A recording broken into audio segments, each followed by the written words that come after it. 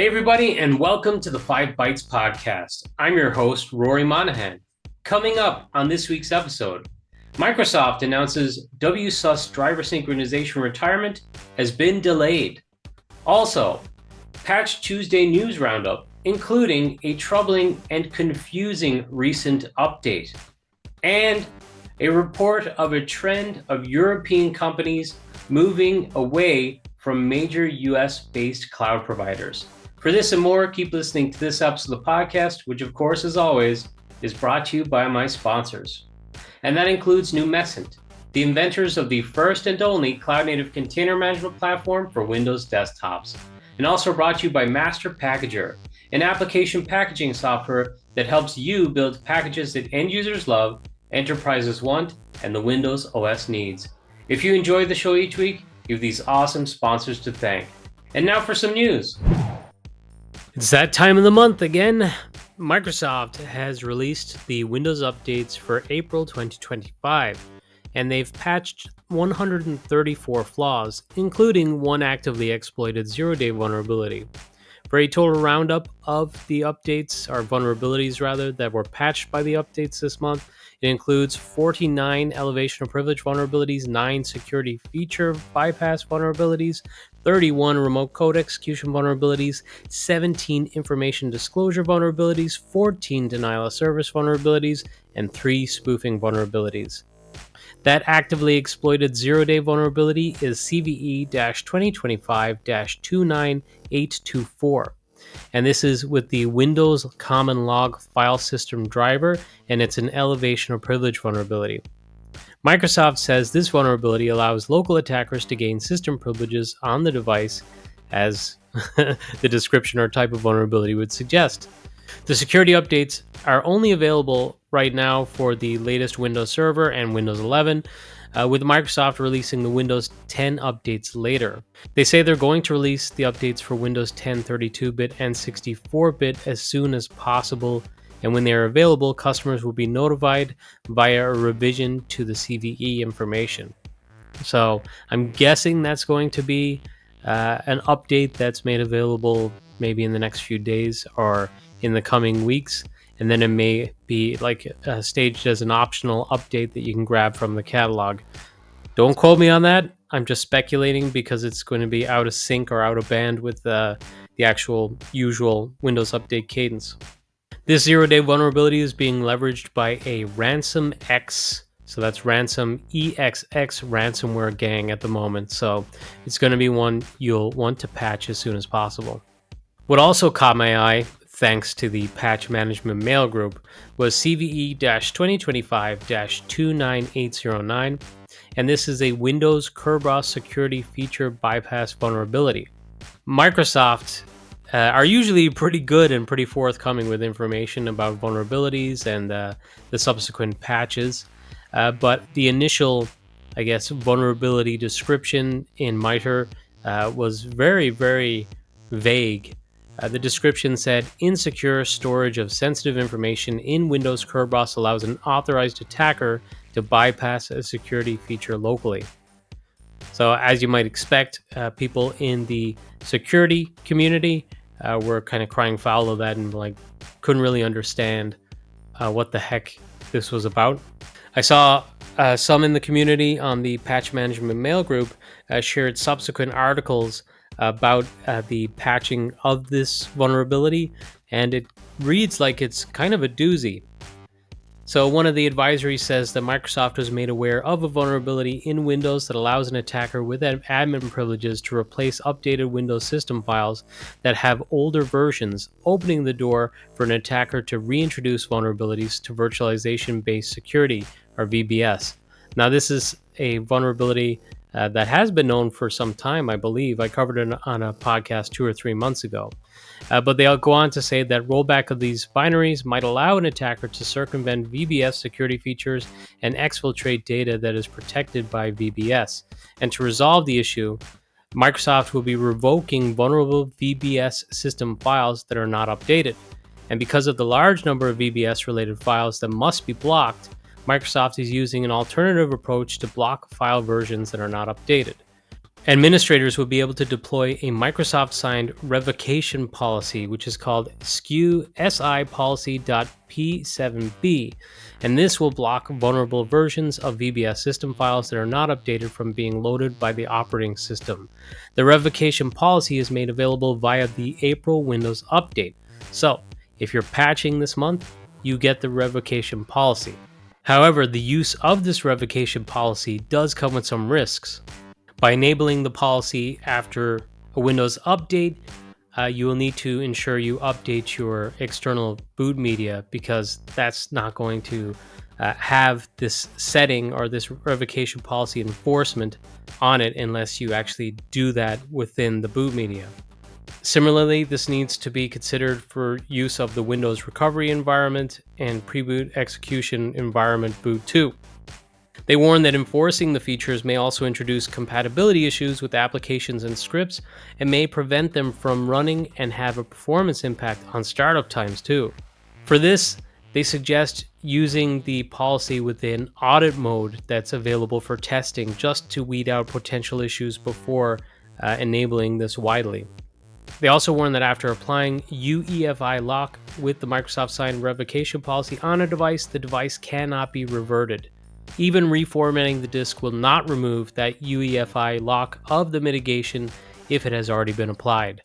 So certainly this one, to me, seems kind of scary.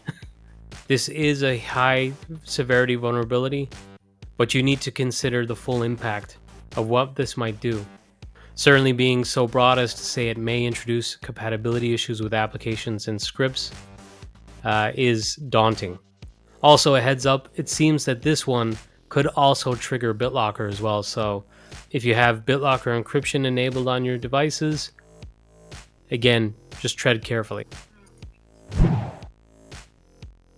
The Oracle Health breach saga that I covered on last week's episode of the podcast has rolled on again this week, with reports that Oracle has finally acknowledged to some customers that attackers have stolen old client credentials after breaching a legacy environment last used in 2017, according to a report by Bloomberg.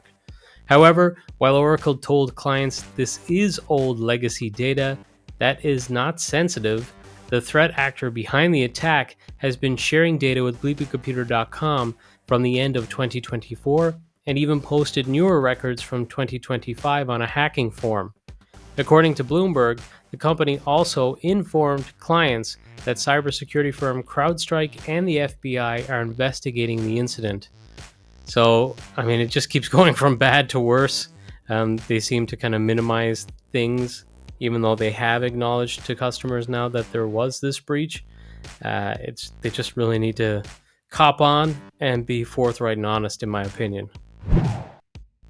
Microsoft has announced that off the back of customer feedback, they have decided they will not stop supporting WSUS driver synchronization just yet. They said, quote, "Seeing how many of you are already moving to the available cloud-based driver services, we initially proposed the removal of WSUS driver synchronization. Thanks to your feedback, especially on disconnected device scenarios, we've now revised this plan. Effective immediately, we are postponing the plan to remove WSUS driver synchronization.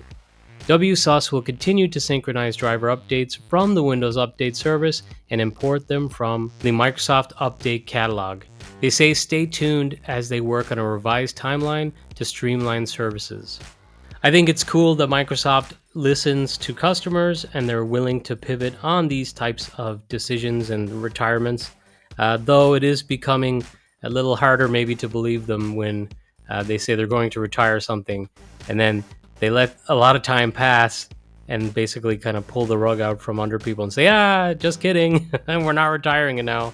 I feel like this may just encourage organizations to sit on old technology that they say they're going to retire and just try to strong arm Microsoft into continuing to support it going forward rather than try to modernize. Hopefully I'm wrong on that though. The Verge has reported that the latest Windows 11 preview builds feature a start menu which has a larger layout and finally lets you disable the recommended feed of files and apps. Now, hopefully it's also that, the recent files, because I find that thing really annoying. But the start menu design now keeps everything on one scrollable page, and you can even access all apps without having to navigate to a separate section. The All Apps view is also easily accessible and can be set to a category view or list depending on what you prefer the UI to look like. This larger start menu also means that you can now pin more apps, up to 8 per row, and there's no longer a limit of just 3 rows. And for those listening on the audio only versions of this podcast, if you go to 5bytespodcast.com, you can find the YouTube video for this episode or just view the referencing to see what the start menu looks like in the new preview builds. My immediate thought is the grouping of apps reminds me of my phone layout, but likely, just like with my phone, it will probably become a pain in the arse to navigate the more apps I add, which I'm not saying that's necessarily a design problem. It's probably user error, but I wonder if I'm not unique in this situation where it just becomes more difficult to navigate the more apps you add, no matter what. It's not really scalable by grouping them together. It's just a different kind of misery. I noticed that the current metrics for the month on StatCounter shows that Windows 11 market share is currently at 42.66%. Now, while you might think, wow, end of support for Windows 10 is in October, and Windows 11's market share is still only 42.66% and is still behind Windows 10, like, that sucks, and maybe that's an indication that Windows 11 is not going to take off. I would just maybe encourage you to wait a moment, because if you look back at the data for the previous year, at this time 12 months ago, Windows 11's market share was only 26.19% according to StatCounter. So it's actually been a pretty significant increase over the last 12 months. And my speculation that I've shared on this podcast in the past is that a lot of enterprises had to change their hardware refresh cycles at the onset of COVID to enable remote work.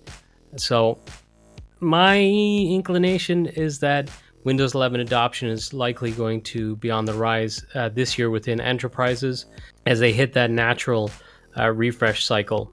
But I will say this also: there are going to be some more application compatibility challenges than you had encountered in previous migrations, like Windows 7 to Windows 10. A lot of organizations that have been around for decades will have applications still sitting around that have been around for decades and are still needed, including applications with 16-bit code. So you need to come up with a solution for those applications. And if you waited until now to start your migration and you haven't got a hold of those applications, you need to figure that out. I would also point out that I've been wondering, with this whole tariff war going on and the fact that China is going to be heavily affected by the recent tariffs, if that is going to have a knock-on effect on the availability of hardware, at least for US customers. So those who maybe have a hardware refresh cycle in the works but have not received that hardware yet, it may become a lot pricier. I guess we'll have to see how this all shakes out. My employer and also show sponsor Numescent just launched a new feature called Cloud Paging AI for Cloud Pager. Cloud Paging AI intelligently automates the packaging of applications into Cloud Paging application containers on demand. The large language model developed by Numescent provides granular, detailed application information for the service, such as package configurations that should be global to cover an entire package all the way down to the file level. So this model is able to kind of inform packaging decisions in the automation, such as what the command line should be set to for those applications when they're launched from a Cloud Pager storefront or directly from Cloud Paging Player. It can look at the different files and directories within a package and set the correct disposition layer. It can detect things like updates, auto update mechanisms, such as in Google Chrome, and disable that within the container, since if it's in the container, you want to manage that yourself. And then the beauty of the applications being automated, and you just needing to basically click and publish the application for the AI to kick in and package the application for you. It means it's going to be easier to stay on the latest versions of applications as they become available within Windows Package Manager. Now, of course, this just adds to the value of using application containers and Cloud Pager because, yeah, you'll get those application updates quicker than you may have done in the past, and you'll get them in a highly automated fashion. But because the updates are now in application containers, you also get that peace of mind that the application update will happen dynamically, it will happen seamlessly.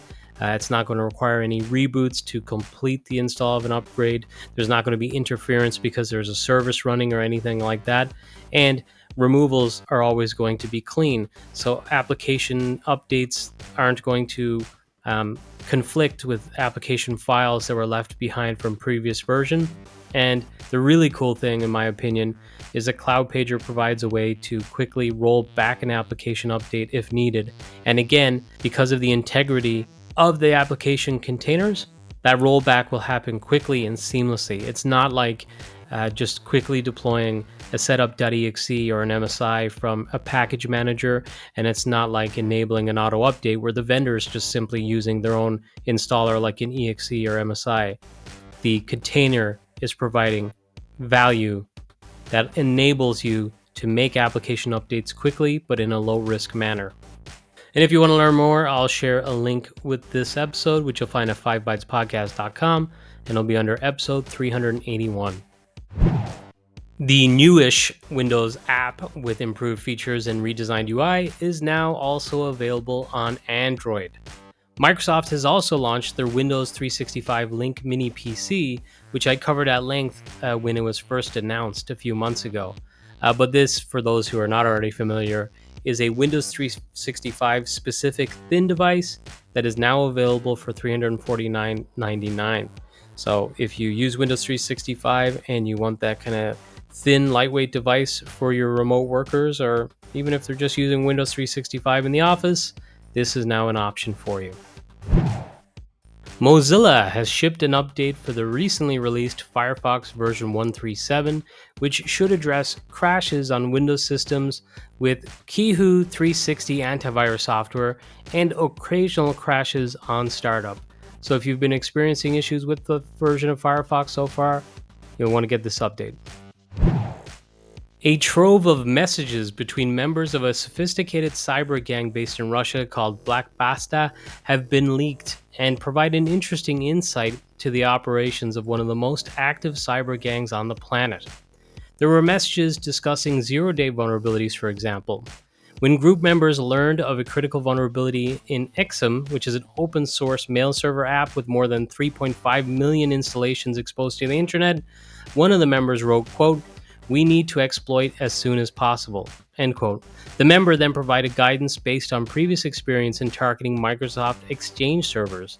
They also had a back and forth about paying for zero-day exploits, with one commenting that the creator of an exploit wanted $200,000, and the response was that, yeah, that's a fair price, and then a reply saying, yep, like acknowledgement that, yeah, that's a bargain. Also interesting was their take on social engineering, with a message stating, quote, "The girl should be calling men. The guy should be calling women," end quote. The reasoning behind the decision was to exploit trust biases that the cyber gang believed the targeted workers had. The manager went on to say employees had screened 500 prospective callers for the task, and in the end, only 2 to 3 were found to be competent, and that they had a few others as a backup if needed. And one of them commented, quote, "One girl is really good at calling. Every 5th call converts into remote access," with a smiley face. So I found this to be a fascinating article from Ars Technica, and I'll share with this episode if you want to read even more, because I only scratched the surface of this. But wow, it's interesting to kind of be able to pick the brain almost of what these cyber gangs think. Last weekend, Meta released their Llama 4 models. Meta had hyped the model's top performance and positioned it as a competitor to other advanced models on the market, but the reaction to the release has been a big fat meh. Ars Technica published a pretty comprehensive article debating Meta's claims that Llama is open source and went into some of the performance metrics and that kind of jazz. But I saw them once again call attention to the mediocre response to this new release with the suggestion that we are entering a phase of diminishing returns when it comes to these large language models. So, this is something I covered on a previous episode of the podcast, where we're kind of hitting this point where the improvements or iterations may not be as significant as over the previous few months and a couple of years. But of course, I mean, having said that, you look at the AI image generation service improvements in OpenAI's ChatGPT 4.0, and that is a pretty significant advancement still. So maybe these multimodal models can improve more on the image side, the video side, and audio side. 9to5Google.com reported that Google has announced Google Workspace Flows, which is a tool to automate multi-step processes using AI that can actually research, analyze, and generate content for you. This new feature is currently available through Google's Alpha program. They say it makes use of gems or custom versions of Gemini that you create. Like in the Gemini app, you simply describe what you need in plain language, and Workspace Flows will design and build sophisticated, logic-driven flows with no complex coding or configuration required. Workspace Flows can refer to Google Drive files for context and then use custom-trained gems to take the right next steps.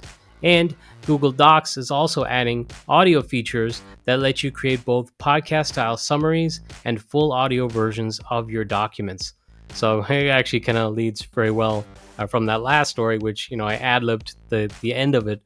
But some of the advancements for these models will likely come in the form of that other multimedia. So the audio example there is a perfect one, and I'm sure like image and video will be other ones that the likes of Google and others will probably catch up with OpenAI on.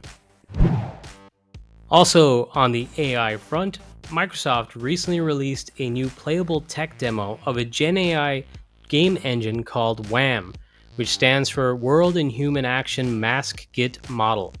And it generates each simulated frame of Quake 2 in real time using an AI world model instead of traditional game engine techniques in the playable tech demo, though they suggest that this was only done for merely research purposes.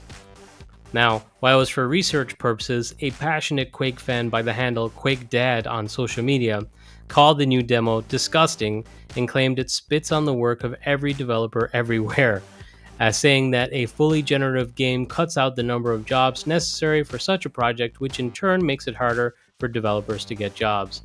I mean, yeah, that will certainly be the case going forward. But John Carmack, who is the co-creator of ID Software's Quake franchise, defended Microsoft's recent AI-generated Quake 2 demo by saying he found it to be impressive research work. So yeah, I mean, obviously AI is going to kind of take a hold and it's going to augment certain processes. But, something I've shared on the podcast, and I know it's something that Bill Gates also said, is there's going to be certain things where humans are still going to triumph over AI, and humans are still going to want other humans to perform. So, yeah, it might help in some of the game development process, but games are also kind of impressive feats of engineering and development. You're probably going to value a really impressive human-generated game over a mediocre AI-generated game that has no real ingenuity, innovation, or uniqueness to it. And personally, I think that's what AI generates for the most part, right? It's using a data set of other works before. So it's not really anything unique and interesting. So if that's what you value, then you're probably going to value what humans create over AI, in my opinion. Where personally I see the most immediate use for AI is to augment the work that is maybe difficult to scale with current teams. So like security, for example. Obviously, you could have a huge InfoSec team, but it's not like they're going to be able to monitor every little bit of activity on every single desktop with a human eye. So that's where technology comes in handy. In particular, AI that can do these things at scale and apply a certain level of intelligence to these situations and to decision making based off of events and data. And in mind, I already mentioned cloud paging AI a little bit earlier, not to uh, over promoted, but that's another one where, in my experience, I started out as an application packager, but what I saw just over the years was jobs for just an application packager started to become more scarce. And I believe that was just an organic process. More enterprises moved away from having specific application packaging teams, and application packagers were essentially just kind of engulfed into these larger teams. So it became like a desktop analyst or a desktop engineer who knew packaging, or a Citrix or virtualization engineer who knew packaging. And also, just with the rate of application updates that were becoming available, organizations moved to accept auto updates, such as Google Chrome. Those updates are every week. Enterprises who use Google Chrome are like, well, we can't package, vet, and deploy a new update every single week. Let's just enable auto updates. Now, of course, what happens is some versions of Google Chrome will break stuff, like third-party browser extensions. Even some functionality within Chrome has been broken by an update. And of course, also the CrowdStrike Falcon sensor update incident occurred because auto updates have been enabled by a lot of customers. So there's a bit of risk. So this is where AI could potentially come into the fold, right? You took those risks and enabled those auto updates because you just could not handle the level of change and the level of frequency of application updates that were required. So AI can help and step in and assist and provide that extra scale. But kind of like I said, very long form, things like video games, where that's like a form of media, you're probably going to appreciate human developed content and things that are unique. Just like, you may be able to generate music using AI, but part of the appreciation for music is the talent it took from the human to write those songs and perform those songs. So I don't know if AI is going to have quite the appeal in terms of music, acting, animation, and that sort of thing, at least in my opinion. During Microsoft's 50th birthday celebration, they announced Copilot will be getting a memory option similar to the other AI services on the market, such as ChatGPT. They also announced a feature for AI shopping, which will be able to track down the best deals through real-time catalogs of trusted merchants, apparently.